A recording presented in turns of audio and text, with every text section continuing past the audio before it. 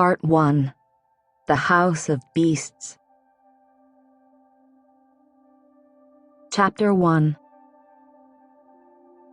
I vomited into the toilet, hugging the cool sides, trying to contain the sounds of my retching. Moonlight leaked into the massive marble bathing room, providing the only illumination as I was quietly, thoroughly sick. Tamlin hadn't stirred as I'd jolted awake, and when I hadn't been able to tell the darkness of my chamber from the endless night of Amarantha's dungeons, when the cold sweat coating me felt like the blood of those faeries, I'd hurtled for the bathing room.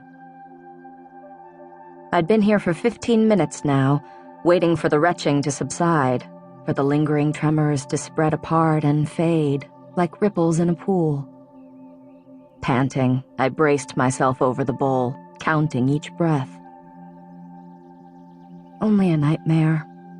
One of many, asleep and waking, that haunted me these days. It had been 3 months since Under the Mountain. 3 months of adjusting to my immortal body, to a world struggling to piece itself together after Amarantha had fractured it apart. I focused on my breathing. In through my nose, out through my mouth. Over and over.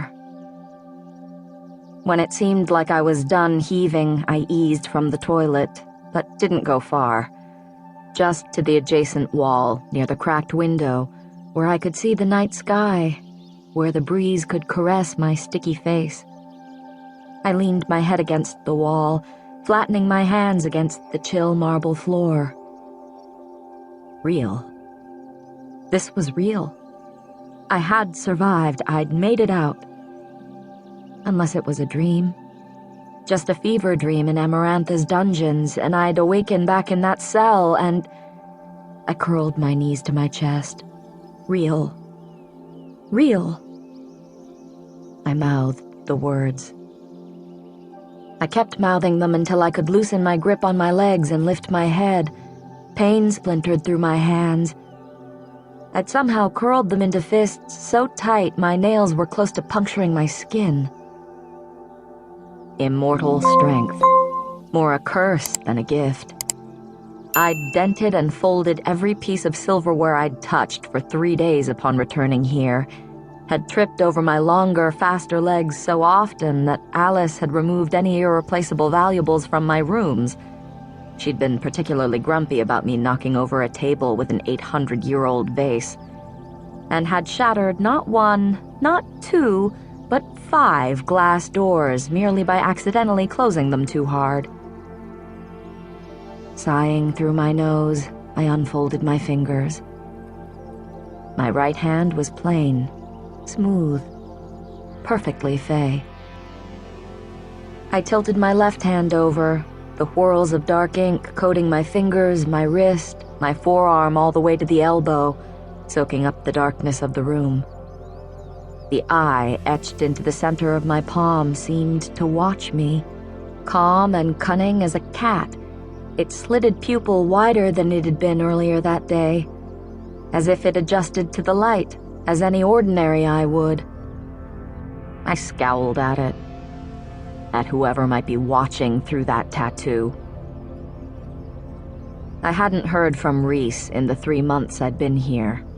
Not a whisper. I hadn't dared ask Tamlin or Lucian or anyone, lest it had somehow summon the High Lord of the Night Court, somehow remind him of the fool's bargain I'd struck under the mountain. 1 week with him every month in exchange for his saving me from the brink of death. But even if Rhys had miraculously forgotten, I never could. Nor could Tamlin, Lucian, or anyone else. Not with the tattoo. Even if Rhys, at the end, even if he hadn't been exactly an enemy. To Tamlin, yes. To every other court out there, yes.